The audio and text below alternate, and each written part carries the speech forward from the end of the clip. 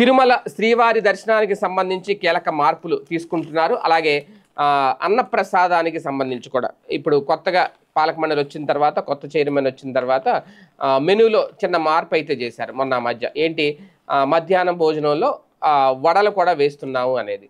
అయితే ఇప్పుడు తాజాగా రాత్రి భోజనంలో కూడా వాళ్ళకి భక్తులకి రాత్రి భోజనం చేసే శ్రీవారి ప్రసాదం తీసుకునే భక్తులకు కూడా ఆ వడని అందించబోతున్నాము అనేది.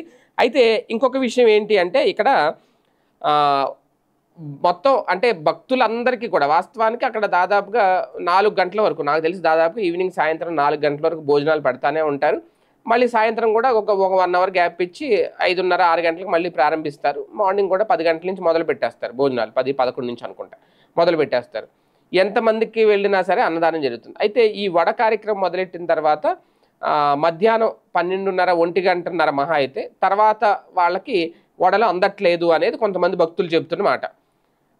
అంటే అంటే వడలు ఏమైనా మరి లిమిట్గా వేస్తున్నారా, అందరికీ అందట్లేదా అనేది. ఇప్పుడు సాయంత్రం కూడా అది మొదలు పెడుతున్నారు కాబట్టి మొత్తం భక్తులందరికీ అందేలా చూస్తారా, వడ అనేది ఇంతమందికి మాత్రమే అనే లిమిటేషన్ ఏమన్నా పెట్టుకున్నారా? ఏది ఏమైనా అద్భుతమే, అందులో నో డౌట్.